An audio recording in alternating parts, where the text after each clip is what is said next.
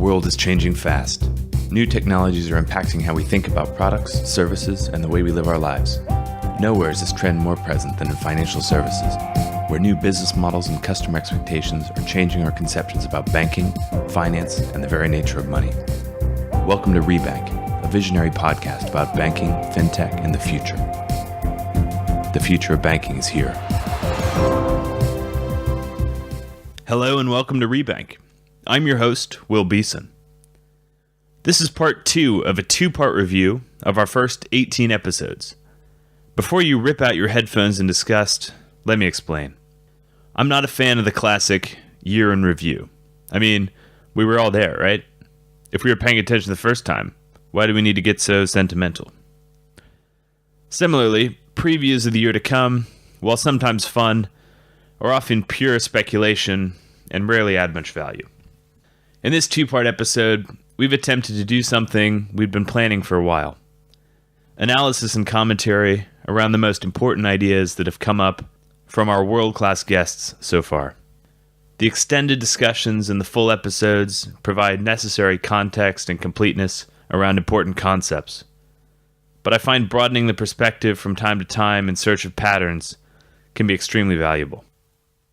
In part 1, we broke down our first 9 episodes, which was not only insightful, but cringeworthy at times, as we ironed out our style and our recording technique. The holidays are a time for gratitude and appreciation, and we're hugely appreciative of the time and insight that our guests have provided us, and the tremendous love and support our audience has shown. We're proud of the progress we've made over the first 20 episodes, and we're excited for what we've got in store going forward. To kick things off, let's rewind to episode 10 on APIs and banking as a platform. Martin Herring of Mysis, a core banking systems provider, gets us started. We think the days are really gone of closed, proprietary, and monolithic banking software that more or less produces a vendor lock-in for financial institutions. We also think that homegrown banking software can't be maintained over time, and that the costs for maintenance are blocking banks from real new innovation. And I think finally, we believe really in open innovation. We think that open interfaces, open standards, and an open platform can really create faster innovation cycles and better outcomes for the financial institutions.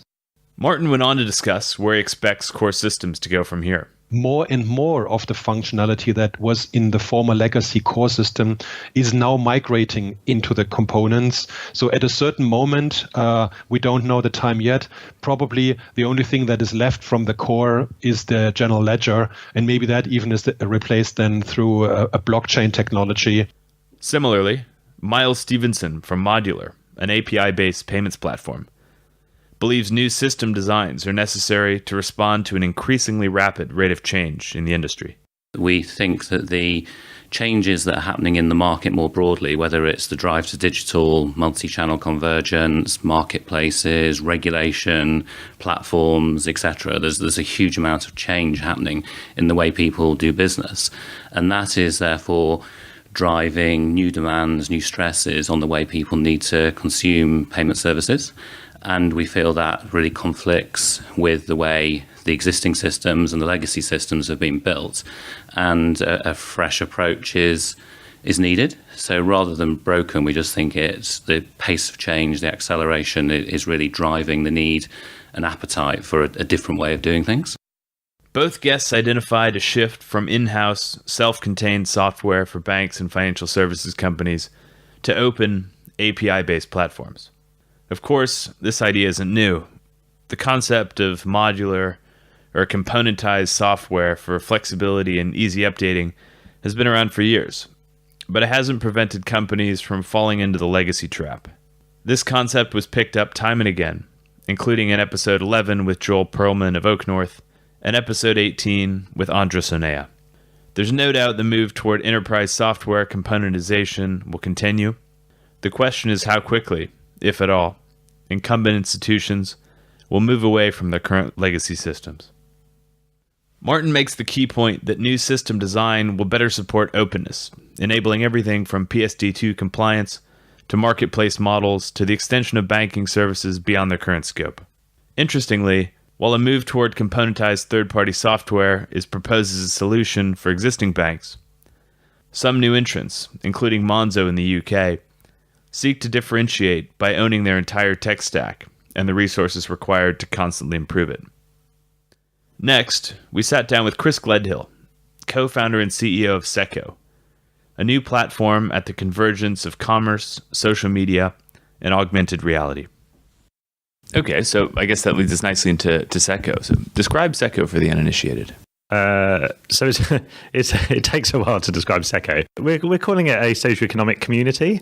So it's kind of a cross between a social network and a trading platform. And platform's probably the key term here. It is a platform, not necessarily a single product. What we're creating in Seco is a ability for people to create their own money.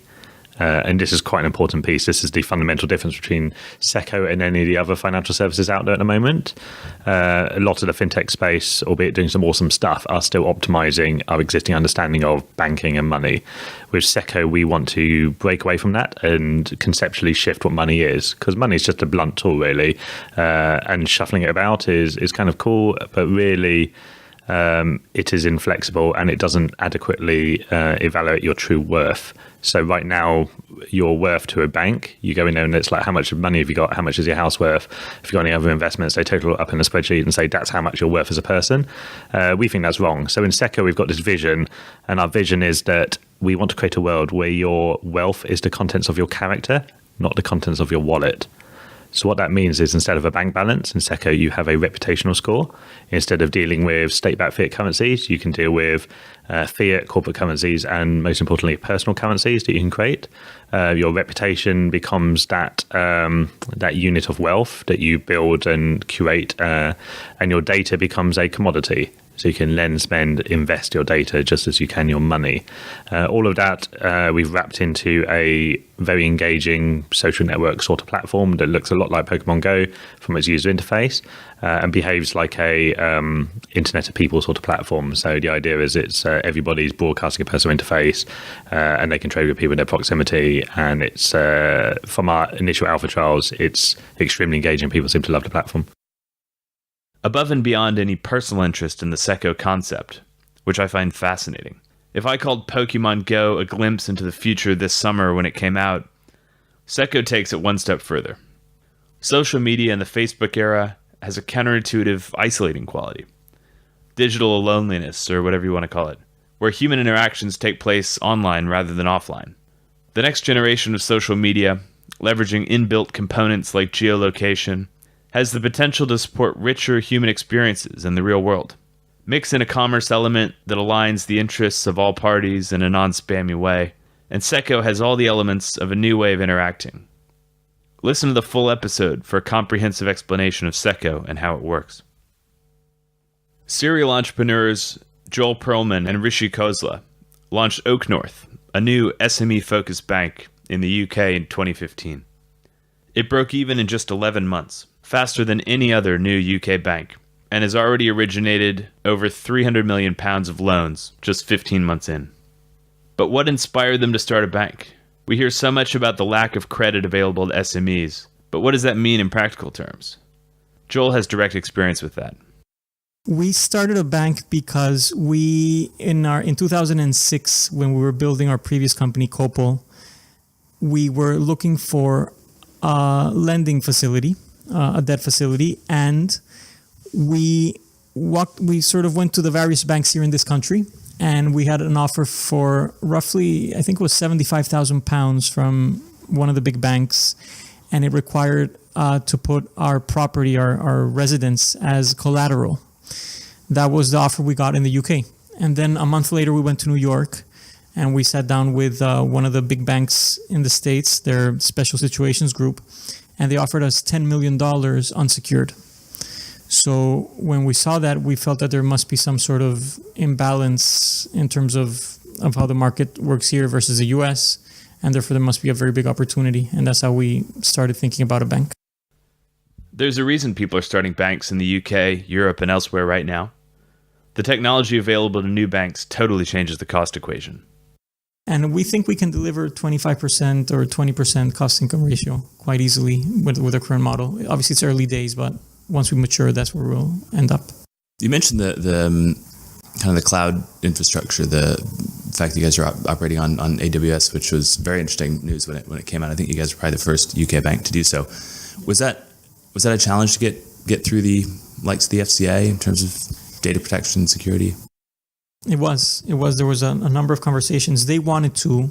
The FCA, we found, is a very progressive type of institution. So they want to do things. They want to experiment. They're definitely wanting to keep up with the business world in terms of the technology, etc. So we had a lot of conversations with them to the point that they actually asked us to help them draft their policies around cloud. We gave a lot of inputs around it, and there was some back and forth with AWS as well. So I think both the vendors and the regulators were open to adjusting certain things, and we got there eventually. But it was definitely a process. If you're not setting yourself up to benefit from increasing reductions in competing costs, you risk being outcompeted in time. But there's a careful balance between technology and people. I believe some of the greatest business opportunities in the coming decades will use great technology as a tool to enable fundamentally better human experiences. Healthcare and education are two areas ripe for this type of innovation. We touched on it to an extent previously, but kind of the way you guys have thought about the technological infrastructure behind Oak North. How important is technology to Oak North? It's immensely important because technology, doing it right, you've seen how the big banks have created monsters of their IT platforms, and that has made them very inflexible and very slow, hard to innovate, hard to launch products, hard to migrate things. Getting the technology stack right is essential for the business because it'll determine whether we can launch products quickly, whether we can pivot the business quickly. So the technology is essential, and also the fact that we need to automate as much as we can, because if we don't automate, we need to hire more people, and it'll erode our cost income ratio, and it'll create operational risk. So in banking, I would say technology is one of the very core elements. I guess the flip side of that question would be how important is the human aspect to Oak North, because you invite customers in to pitch in person. As much as banks may hope that credits never go bad, in the event of an issue, there may be some manual intervention that might be beneficial in terms of rescheduling amortizations and interest payments and the like. Is there human support for your borrowers as well? Credit happens manually here. We don't do automated models. We don't do on the credit piece is very manual by design, because we think that people are better at assessing credit than machines, and we think that that's going to be the case. At least for our type of credit, it'll be always the case. We don't do the small ticket stuff that some of the other people do. So the people piece is extremely essential on the credit, on the monitoring, and on the recovery side of the business. Looping back to technology. So much is said about the legacy systems issues that so many of the incumbent banks are working through. Of course, no one sets out to build a business that will eventually run legacy systems, but it can happen even with the best of intentions. What have you guys done to kind of avoid falling into the legacy trap over time? Well, one of the big things is Amazon Web Services. By working with them in a way, we're future-proofing our technology, because they're always upgrading their systems in terms of hardware, software, support. So that is a big piece of future-proofing it. And then I would say the other piece is keeping it simple. The more systems you connect, the more risk there is. So if you limit the number of systems, then there's less risk of creating a legacy thing. So we're very, very selective on which things we plug into our core systems. In episode 13, Devi Mohan provided a bit of perspective around the impact of fintech in developed markets. The figures she cites are eye-popping and highlight the opportunities around financial inclusion. In the UK, the focus of kind of the challenger banking movement seems to be on replacing what people think of as antiquated incumbent offerings with new, more modern propositions.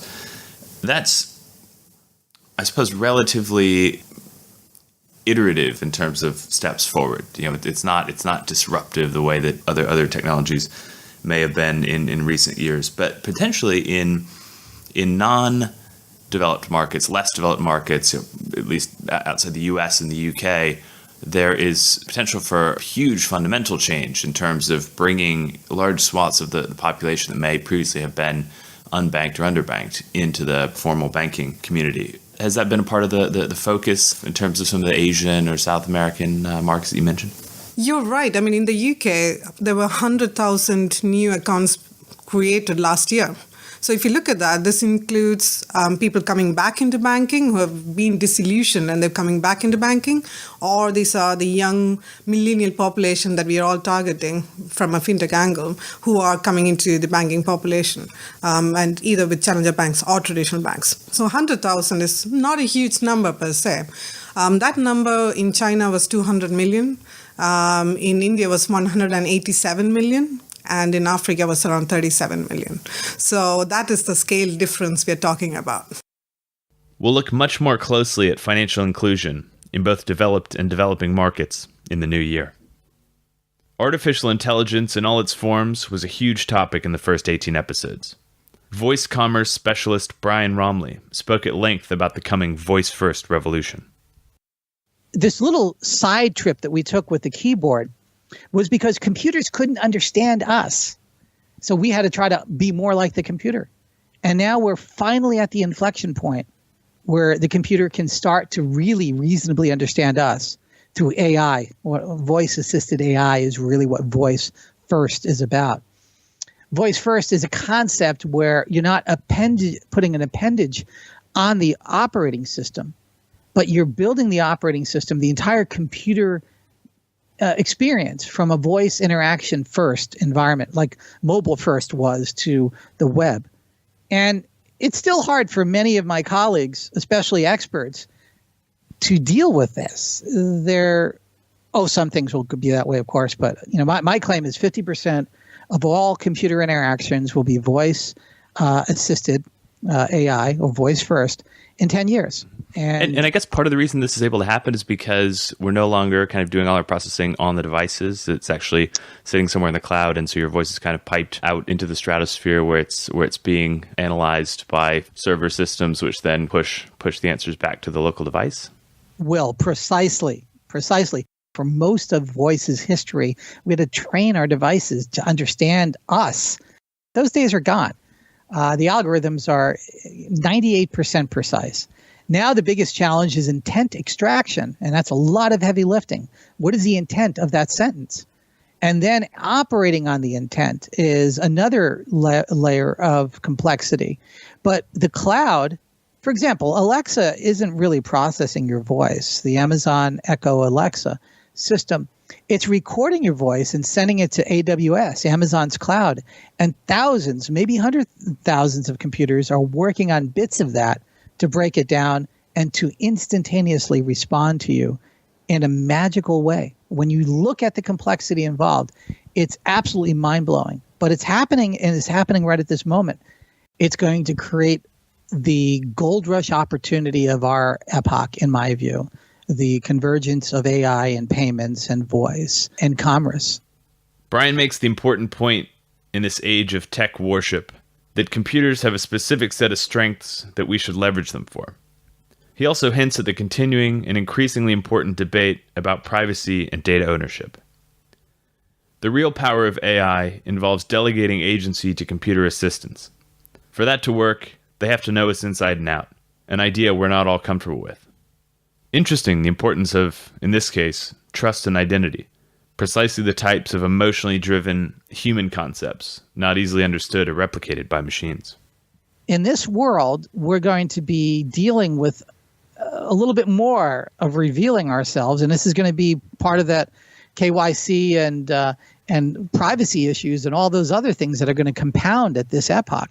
And that is, the better your personal assistant knows you, the better it can help formalize a dialogue with you to make complex decisions simple, because that's what computers are here to do. In Brian's view, voice AI has been way too siloed so far, with things like Siri, Amazon Echo, and others independent, non-interoperable systems. The future of voice AI is multi-platform. Making a voice-first system, not a community-based system, from its onset is a mistake. And where I believe the voice-first system should be is like a electrical outlet.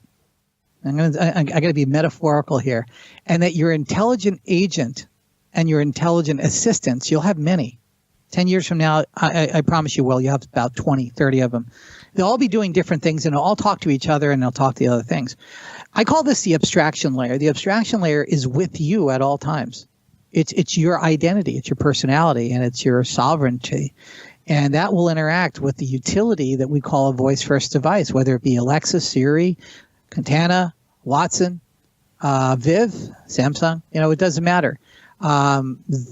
That's not what these designers think, though. If you go to Viv and you go to Siri and, oh, no, this will be your intelligent assistant.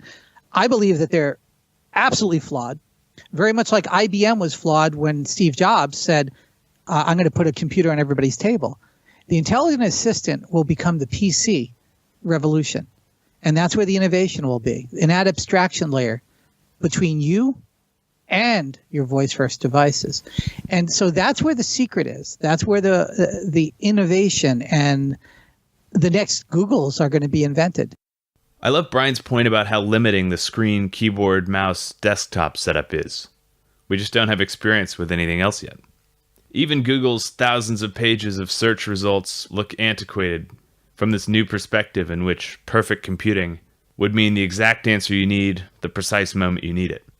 When the computer no longer sits in a box on a table, its utility can become increasingly contextual. What happens is your device becomes irrelevant. This is a challenge of everybody. This is what disruption is about. What becomes of the device in a voice-first world? Where is it? And when screens are just situational and your true interaction with a computer is not this hierarchical, icon type point and click, which is fine for a lot of things, but it's not going to be what you and I mostly are going to be using computers for. We're going to be using computers to find out things, to confirm things. I can go on with what really we use computers for. We spend more time mechanically and cognitively getting at what we want to know, which is usually a yes or a no answer. And we think that that's using a computer, and that's the ridiculousness. And that's the mechanics of trying to get around a ridiculous user interface. And it's ridiculous because the computer couldn't understand us. And once they understand us, the user interface becomes irrelevant. It's a voice interface. It's us having what we're having right now, a dialogue. Picking up where Brian left off, David Robson, head of IBM Watson for financial services in Europe, predicts a similar future for computing. Describe Watson for those who aren't familiar with it. So Watson is a cognitive computer. It's basically a platform of services that allow companies to build cognitive applications. So, at its heart, Watson's a computer that can read natural language. It can understand what it's read, and then it can apply that knowledge in a number of different ways. So, for example, it could engage with users and have a conversation with them about a particular use case. For example, support a mortgage application or an insurance claim or something like that. It can also discover things, so it can read documentations, pull out insights. We might look at an organization's annual report and accounts or newsfeed, spot something in there about a new business partner in China, and therefore the organization could offer a hedging instrument, for instance, in support of that. So that's discovery. There's a whole bunch of other use cases we can do around visualization, that type of thing. But basically, it's a learning, thinking computer. A learning, thinking computer sounds powerful, if maybe aspirational. As David explains, it's still early for Watson. This technology is still quite new, and most of our customers are they're dipping a toe in the water. They're working out how they might be able to use this technology to transform their business. Most are starting from a kind of a client engagement point of view. So Watson's reading information about the products they have to sell, the processes through which they serve them. Watson's reading it, understanding it, and engaging with their customers in a natural language conversation about whatever it is, selling a mortgage or servicing an insurance. So, for instance, policy. if I'm interested in applying for a mortgage, rather than speaking with a bank representative or visiting a branch, I might speak with Watson, whether that's by a voice channel or a text. Yes, that's exactly channel. right. That's exactly right. And Watson would be able to answer Yes. preliminary questions, high-level product-related questions around that mortgage? Yeah, whatever we train it in. So if we train Watson in a basic level of conversation, it could have a basic level of conversation. If we train it in depth, about the details of a specific offset mortgage, then Watson would be able to engage around those details. So yeah, that's typically how our clients are using Watson at the moment. Watson's just as applicable in the back office, particularly in the insurance domain around underwriting claims, that type of thing. But fewer of our clients have got that far yet. I would certainly say we're in the infancy of cognitive computing. So it's a very new discipline. If you look at more traditional forms of computing, they've been around for 40 years or more. We're 2 or 3 years into cognitive computing. So it's the beginning of a journey. I'm sure there'll be huge developments over the coming years. Certainly there's a lot of research and development activity going on within IBM to improve the list of cognitive services we have. Watson kind of came to prominence through its engagement in the Jeopardy game show 4 or 5 years ago. At that point, we had 1 cognitive service. I think we're now up to about 40 cognitive services. So there's enormous development and improvements going on, extension of those cognitive services. So I think we'll continue to see dramatic transformations in cognitive computing and big steps forward over the next few years. It sounds like the potential with Watson is phenomenally transformative in terms of not only processes that it could potentially replace, but entire business models that could be disrupted. Yeah, I would agree with that. There are a lot of things that Watson can do that will transform the way businesses operate. It's a very transformational tool. It's generating, it's able to perform knowledge work at high volumes and high scale. So it will be able to improve the quality, the performance, and the efficiency, I think, of knowledge work across a whole range of sectors, not just financial services. Advances like Watson get one thinking about the future of work, potential job displacement, and other important social and political issues. David makes the good point, echoing Brian Romilly earlier, that, for now at least, computers are good at some things, while humans remain unmatched at others. There are things that human beings are good at, creativity, spontaneity, poetry. There are things that machines are not good at, and they're most of those things. But what computers are good at is high performance, high scale, high speed, parallel processing. So we see it as a great kind of combination, really, to augment what humans do by giving them a tool. I understand that you're focused specifically on financial services within Watson, but outside of FS, are there any particularly interesting areas or use cases that are being developed? For me personally, the most interesting one is healthcare. So Watson is working intensively in healthcare. In fact, it was our first kind of industry that we focused on after the Jeopardy game show. And Watson is able to work alongside hospital oncologists in diagnosing and recommending treatment plans around particular types of cancer. So in that use case, Watson was able to digest all of the medical information, the teaching material, the research material, was then able to read the patient's medical files and medical records. And based on the symptoms and the findings of the medical tests, Watson was able to recommend appropriate treatment plans, summarize them for the doctor. If the doctor wanted to know why Watson was recommending a particular case, he could read the evidence behind Watson's decision. And it's very similar technology to that used in financial services, just happens to be in the medical domain. I read an interesting article recently in the New York Times about the future of work, which I'll link to in the show notes. It effectively issues a warning about the application of AI in the workplace and the potential resulting displacement of jobs. Similar alarm bells are raised every time technological advances supplant jobs, all the way back to the Industrial Revolution. While painful for some in the short term, eventually new jobs are born, replacing those lost and restoring employment equilibrium. Questions about whether this time is different aside, and I'll leave those to the experts in future shows. There's no doubt in my mind that social and political instability will increase as machines replace jobs, and populist moves like Brexit and Trump, which already speak to socioeconomic discontent, will happen with increasing impact and regularity.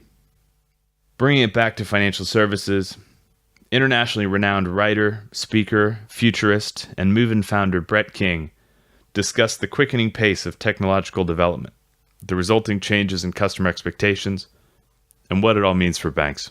One of the things that we can track in terms of, with some certainty now is this technology adoption or technology diffusion cycle that happens when new technologies are exposed to society.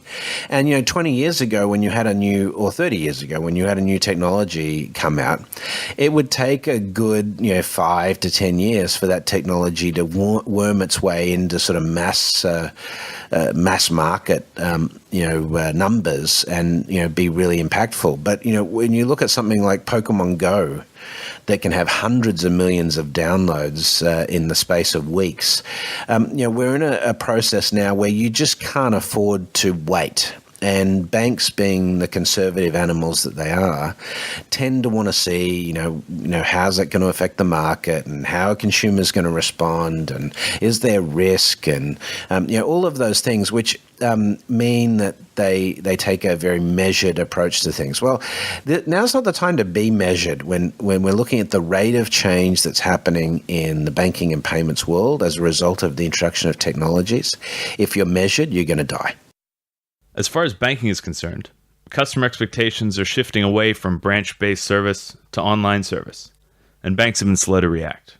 We can track changing consumer behavior, and what we know with an absolute certainty that is absolutely predictable right now is that the way people open a bank account and the way they service their banking relationship will in most instances not require a branch. And so that is going to naturally result in a massive decline in the numbers of branches and the square footage of branches that banks carry. The real problem for banks is that the economics of branches are failing rapidly. In the US, we have more than 40% of branches in the United States today that are no longer profitable. And that can only continue for so long before the market says, hang on a second, these direct-to-consumer neobanks like Movin and Simple and Tandem in the UK, these guys can acquire a customer at the fraction of the cost with a better experience digitally, with a digital pure play approach, than a bank who has deployed $1 billion worth of branches around the country. Right, and so it doesn't make any sense to carry that sort of real estate anymore. In fact, it's a very poor investment for investors.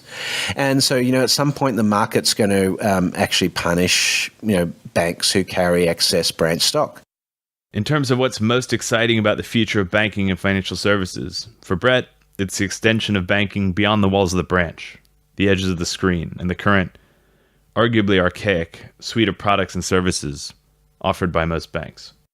I think the experiential design push and AI are going to be huge changes. Blockchain is obviously big, but it's part of a sort of structural change where we think about the way we move identity and KYC around the system, the way we transfer money from one account to another. There's structural elements there.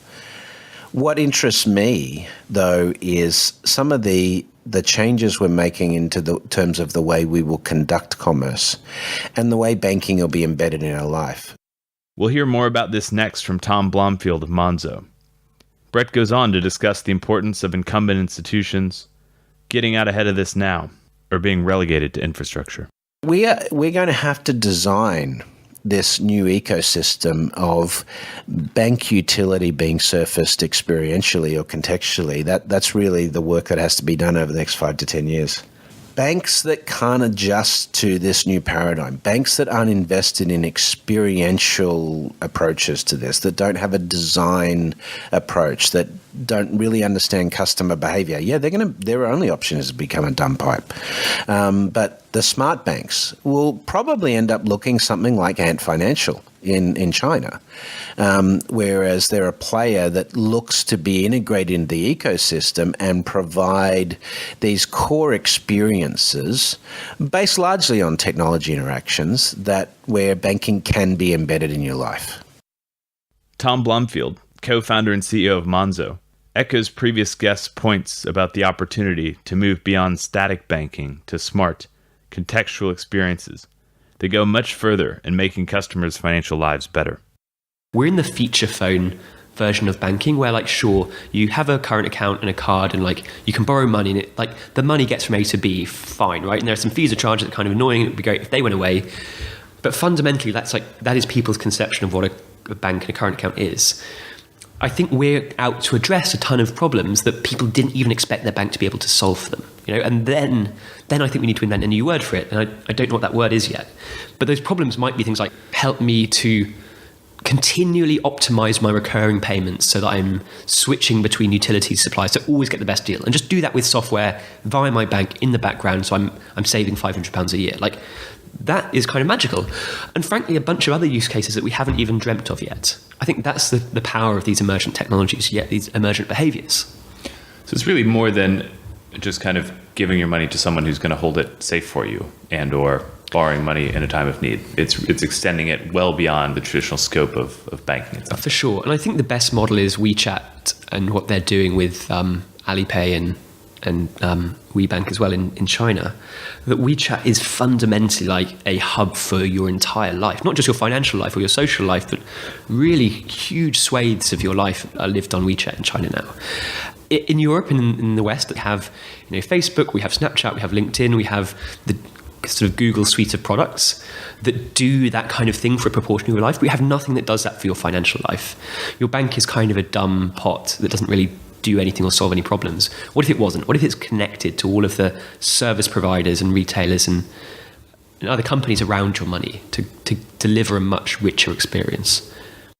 Interesting how often references to WeChat and other Chinese companies are made in the context of what the right answer might look like. Monzo intends to pursue a marketplace strategy in which they offer a small number of proprietary services to customers and recommend third-party solutions for the rest on an API-based revenue share model. But our strategy is a bit different, which is to stick with the current account and overdraft and spending card and act as a financial hub for our customers. And then to help them browse and purchase products from other providers across the market. So we become a centralizing marketplace or hub where if you need a mortgage, you're wanting to buy a house, we can show you competing offers from 5 or 6 different providers and you can make your choice. You can purchase it from within the Monzo app, but off our balance sheet, so it's not operated by us. So we control the user experience, the interface, but you always get the best choice and the best price from across the market. So I think that's like a fundamental strategy for us that I broadly believe in the disaggregation of financial services and then the loose recoupling around APIs and sort of hubs and a hub and spoke model. A lot of the quote-unquote innovation in banking has nothing to do with technology and everything to do with culture. If you're a backbook customer of one of the big banks, they're not giving you the best deals. I'm speaking to someone literally this morning who was complaining about his mortgage, that he had to remortgage with an existing bank where he'd had a relationship for many years. And he went in and said, I've seen this rate on your website, I'd like that rate, please. And they said, no, that's only for new customers. You're an existing customer, so you get the crappy normal rate. It's like, how is that a good model for like retaining customers or rewarding loyalty? It's terrible. What would a chat with a serial entrepreneur be without insight into what separates successful companies from failures? Given your experience at a number of tech startups now, successful ones, you must have gleaned some interesting insight, lessons learned about kind of what separates successful businesses from those that don't make it. When you look around and see kind of other fintech propositions, what are you thinking to yourself? What differentiates those that are going to be successful from those that won't be? I think execution is hugely underrated. I think a lot of people, especially a lot of very smart people, spend way too much time thinking or like on strategy, really like debating what the future of the industry is going to be and how like once they have dominant market share, like the whole industry will be reshaped. And to an extent, I've done a bit of that today as well. But I think you need to spend 95% of your time focused on today and executing and like being super, super iterative, write code and talk to your customers. Those are the 2 things Y Combinator told us to do. So I think having a very strong technical pedigree helps a founding team a lot. But even if you don't, I think just being laser focused on like what is the core utility, what is a problem you're solving today for your first 10 or 100 customers, like really, really executing on that. In our 18th episode, we sat down with a real authority on system architecture to dig deeper into the often cited legacy systems issues faced by incumbent banks. Enough superficial commentary about how incumbent banks are burdened with legacy systems. What's actually going on? For historical reasons, core banking systems developed by product, and we have in any bank 20, 30 core banking systems which are by product and by bank. Various generations and technical standards, they are between 20 and 40 years old in UK, in any bank. The problems this creates is not, it's an old system. It's not about hardware, it doesn't sit on 40 years old hardware. Luckily for all of us, they are on a very stable infrastructure. However, the software you have there reflects the limitation which existed in technology, software and hardware 40 years ago or 30 years ago. In high-level terms, conceptually, what would a better core banking architecture look like? Of course, it has to be cloud-based. There is a need to be able to do it also in a hybrid cloud. Two worlds are quite different, not visible to many, but they are quite different. It has to accommodate a diversity of products almost instantaneously.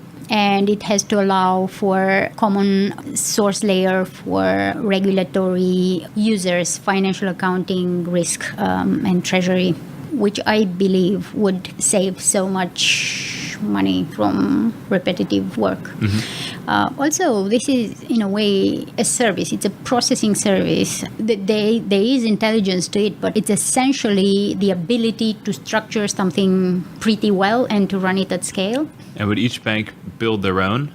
No. Or is this a third-party vendor that supplies a platform that can support all banks? I think we will see a number of suppliers in these fields, because I realize that there are others who started recently, and I mean in the past year or two, working on the same idea. I'm struck upon reflection by the number of angles from which our guests have approached the topic of next-generation banking systems. We heard Mises and Modular discuss the benefits of open architecture and API-based models. We heard about Oaknorth's AWS-hosted platform. We heard about Monzo's in-house full-stack development strategy. And now Andra, a pure technologist, flags many of the same features as being vital to new bank system solutions. In relative terms, it's easy for brand new banks to explore modern technology solutions. But what about incumbents? How can they manage legacy issues? How feasible is it for a large incumbent bank to completely renovate their core banking engine? I don't believe in renovation. I tried for many years, and I've seen others trying. We are talking about architectures which have over 2,000 systems, at least. To cut through in the middle of the bank and to keep it running, it requires a lot of courage and guts and maybe madness. I don't know. It can be done. I'm not saying that it cannot be done, but I don't see who would have these guts and the appetite. I believe that with the budget that a bank runs for, some minor transformation somewhere, you can build the stack on the side and reroute your product and clients slowly through the new architecture, which takes care of the limitations that everybody in the industry knows. We know what is going on. The solution is not to replace the core banking, and I think that everybody who went for software to software replacement, we replace this core banking system with a newer version of core banking system, will not obtain the change desired. How will legacy systems deal with the move to APIs and open architectures? In the current banks, you have to build the API layers. These systems were not conceived at any point to be open in this way. they were machine-to-machine systems. They were data crunching things, and they were 9 to 5 systems. So they were expecting transactions in between these times. This is when people would do banking, and the real banking in them would happen batch-wise afterwards. So it's a completely different way of thinking, technically, how this system would function. So that's why in banking, in the big banks, it's so difficult to build this layer on top, which creates this impression that you are opening up these systems which cannot be actually open in the way people in the startups expect them to be open. It's certainly clear to me, having reviewed our first 18 episodes, where the focus of entrepreneurs, investors, technologists, and managers lies entering 2017. There are some big, important issues facing the financial services sector. And there's also no doubt in my mind that despite a number of predictions to the contrary, 2017 will be a year of increasing change in financial services. I'm fascinated by the current social, economic, and political undercurrents and their potential to fundamentally impact the world. Money has important emotional significance, which innovators in this space need to take account of. As I sit here on New Year's Eve, I look forward to 2017 with great optimism and excitement. As always, please reach out on Twitter, Facebook, LinkedIn, or our website, bankingthefuture.com, to continue the conversation. Tweet at us at Rebank Podcast or at me, your host, at Will_Beeson. If you enjoy our show, we'd be hugely appreciative if you'd leave us a review on iTunes. Thanks so much for tuning in today. We wish you all a very happy and prosperous 2017. Thanks for tuning into Rebank. If you liked today's show, reach out. Follow us on Twitter at Rebank Podcast and join the conversation. For more on banking, fintech, and the future, check out our regular content at www.bankingthefuture.com.